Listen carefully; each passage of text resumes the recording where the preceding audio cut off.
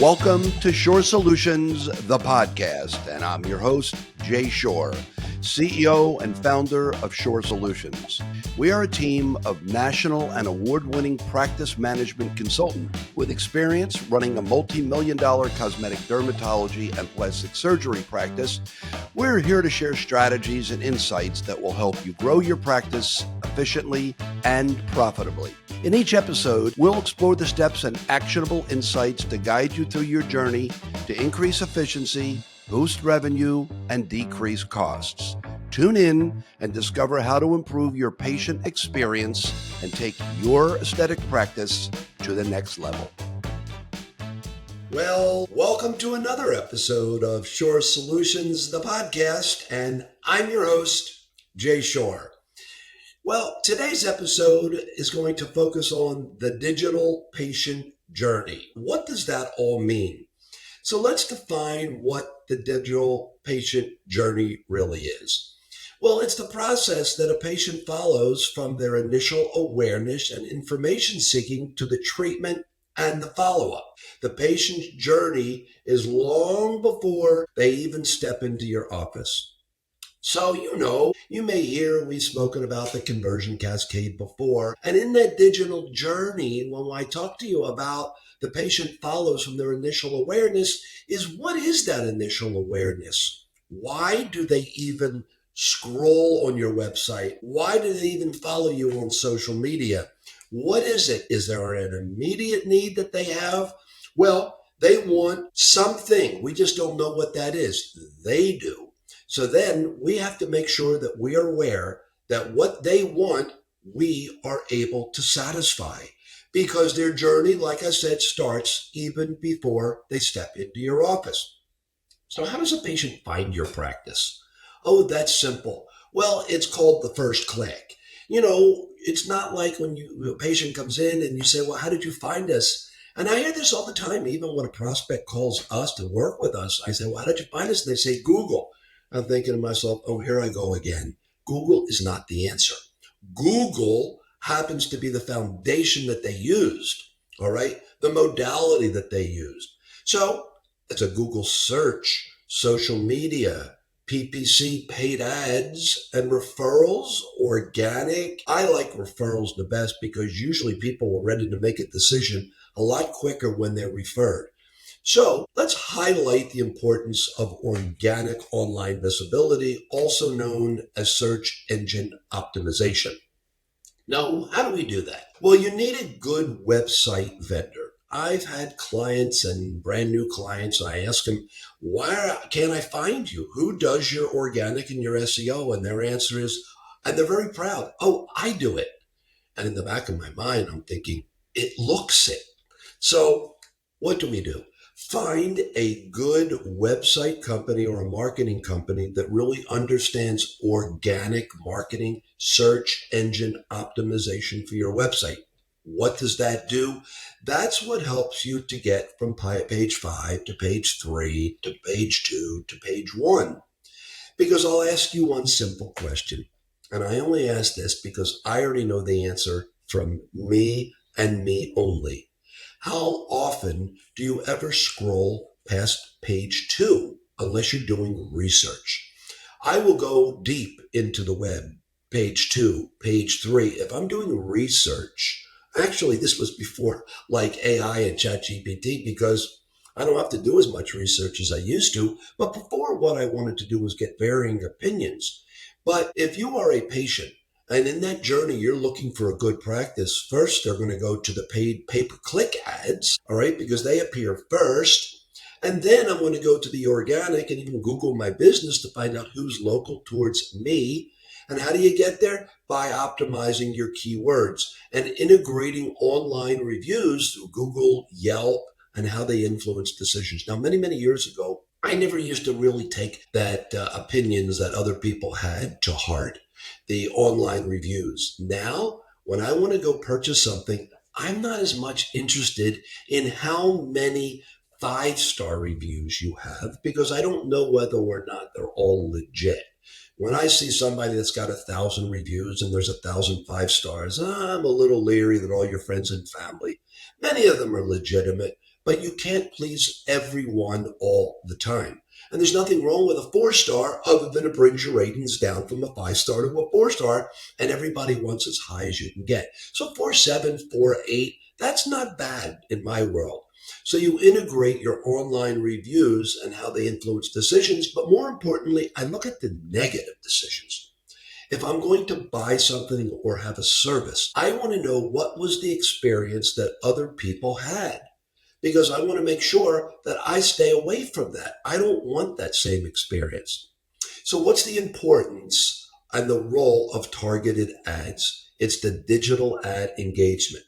Now, where are the targeted digital ads?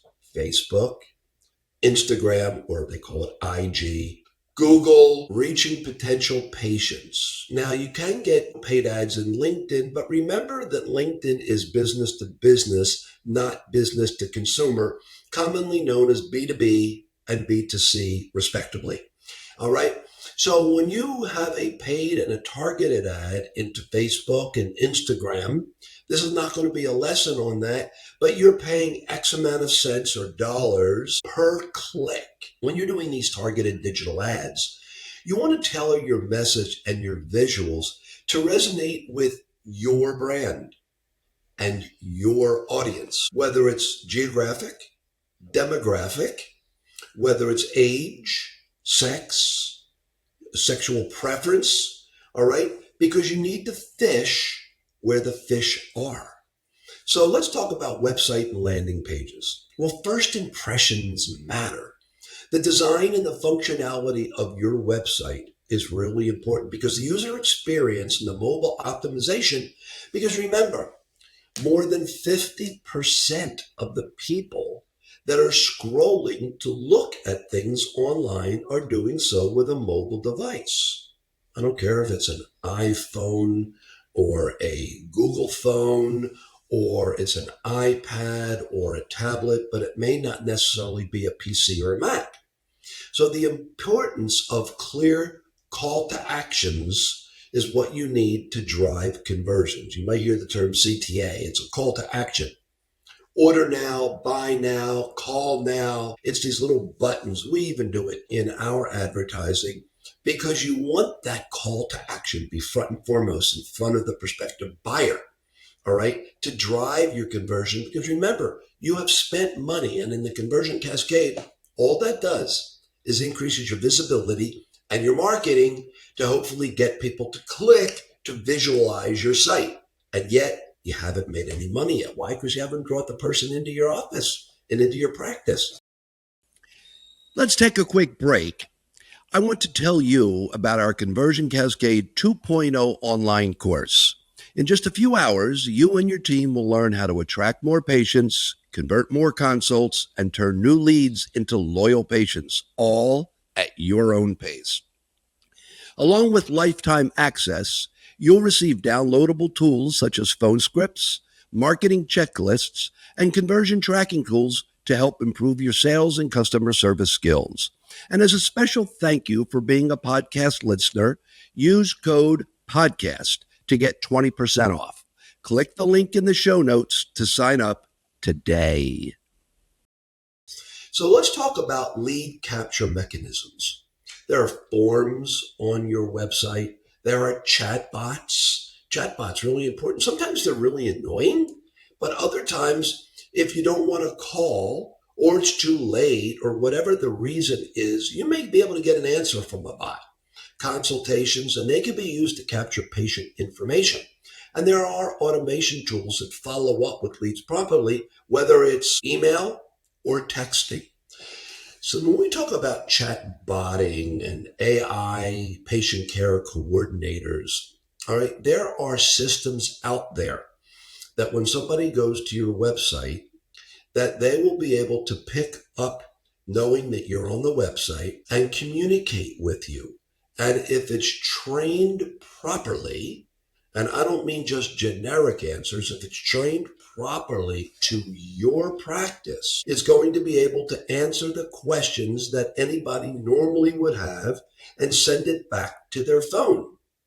There's a whole myriad, and actually phone number that will text back could be the number of your practice or any designated number that you choose.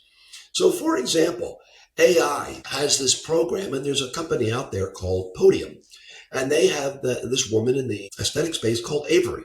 And she is an AI patient care coordinator that helps drive business to your website.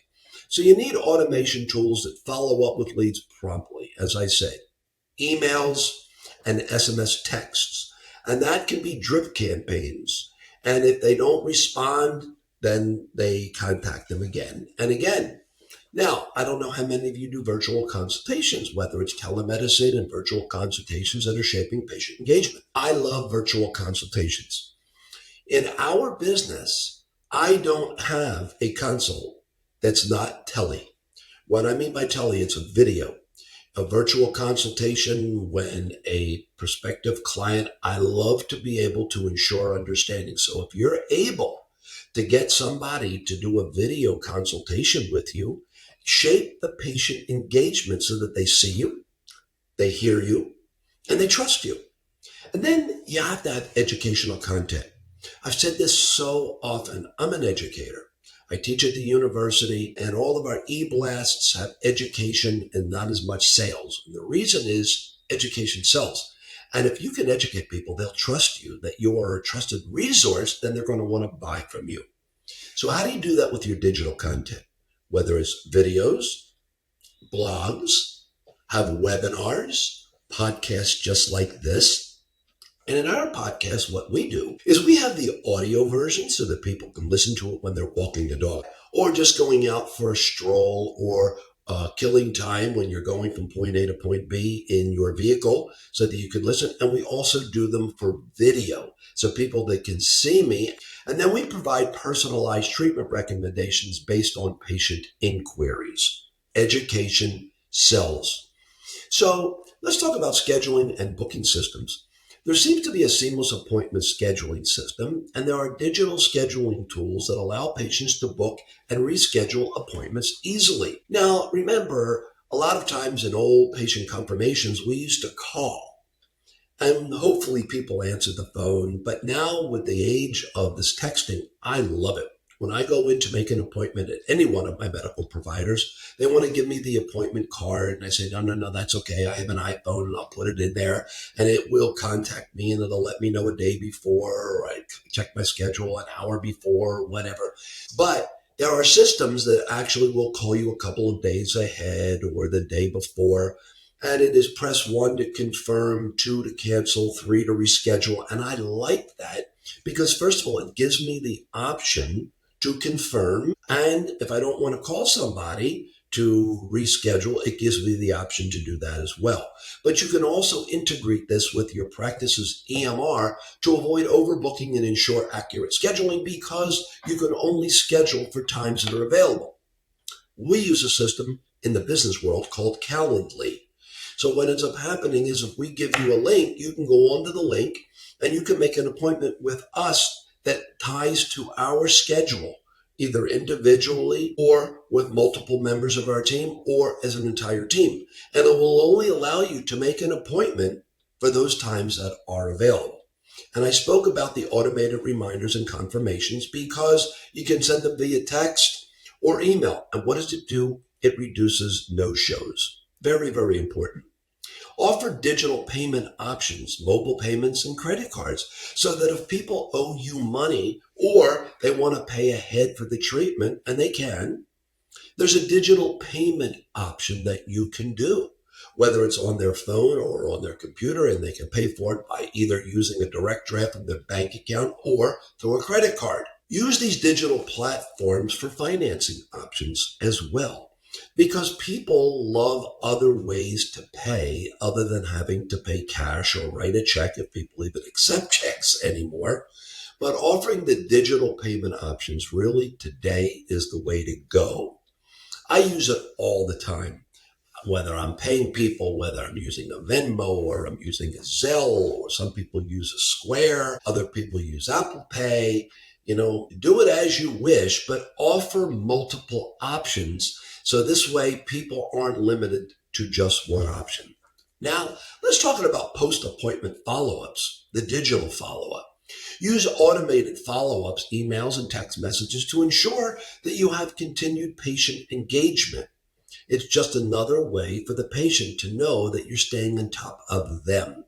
They may not necessarily be buying each time that you do the follow-up, but it's not out of sight, out of mind. Send patient satisfaction surveys and feedback loops to improve future digital experiences, because if you do a great job, and people tell you do a great job, if they don't do it in your office to do that patient satisfaction survey, it's going to get lost in the shuffle.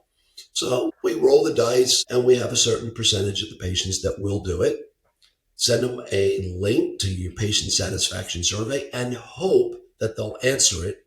You can also offer a premium for doing a review. However, you cannot do a premium for offering a positive review. All right. That's buying the review and that's illegal. But you can offer some type of a premium for people just to do a review. All right. And then let's talk about retention strategies, because you need to keep a CRM, customer relationship management tool, that can help you maintain relationships and encourage repeat visits. What does a CRM do? A CRM means that it comes in one bucket from the initial call. And then depending upon the nature of that call, what happens, it goes into another bucket for follow-up, and another bucket for scheduling, and another bucket for the treatment, and another bucket for post-treatment. Now, I just shared the 4 or 5 different buckets of the journey where they did book, but there's also where they didn't book. And for example, the drip campaign means that you continue to follow up. So what happens is it goes from the initial call bucket and then it goes to another bucket. They didn't book, but you may have had the consult. Then it goes to another bucket. Make sure that you keep on top of them, keep in touch with them. And people say to me, well, how many times do you keep calling before you stop? And my age-old answer is, until they tell you, don't call me anymore. All right. Because I get calls from prospective clients, whether it was in my former medical practice or now. I met you 2 years ago, 3 years ago. I met a gentleman, a physician, at an international conference 3 years ago from Canada. And he calls us 2 or 3 weeks ago. And he says, I met you at this international conference in Colombia, and you impressed me, and he's just starting with us next month. And it was amazing to me. And I thought, well, why didn't you use a stand? And he says, well, I just wasn't ready. I read a quip yesterday online. Actually, it was on Instagram. I thought it was very interesting. And it said, when a patient or a client tells you they can't afford you, it doesn't mean that you're too expensive. It means they can't afford you. So I want you all to think about that, because lowering your rates isn't always the answer. So let's talk about key technology in the digital patient journey. AI, automation, and CRM systems. You heard me mention Podium. This isn't sponsored by Podium, by the way, but they have an AI patient coordinator. They have automated systems. They have patient reviews. They have text messaging, and they have a CRM, all in one bucket. There are other companies out there that do that, but I can tell you that all in one bucket, they have an amazing platform. And by the way, they also have phone systems. Now, patient portals for easy access to medical records, payment history, and future appointments. If you allow a patient to be able to log into a portal for easy access to all this stuff. I know my primary care physician has a portal for me to log into every time I go there every 3 months for blood work, just to make sure I'm checking my baselines. I'm able to see all of my information. I'm able to see messages that the doctor is writing to me. I'm able to write back to the doctor. I'm able to make appointments. Very important that your system has things like this. Automation, automation, automation. It's all in the digital world.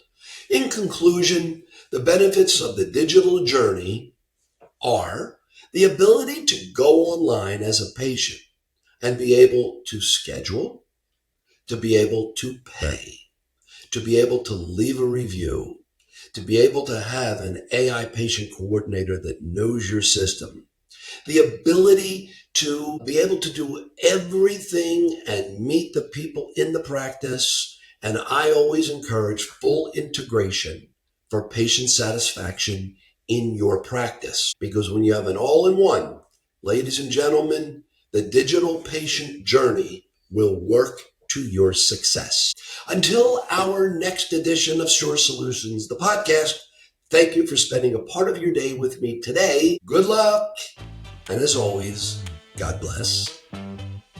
Don't go anywhere just yet. If you enjoyed today's episode, make sure to subscribe so you never miss the latest insights. New episodes are released every 2 weeks. For more valuable information and resources to elevate your practice, sign up for our e-newsletter. You'll get the latest industry updates, expert tips, and exclusive strategies straight to your inbox. Also, don't forget to follow us on social media at Shorr Solutions.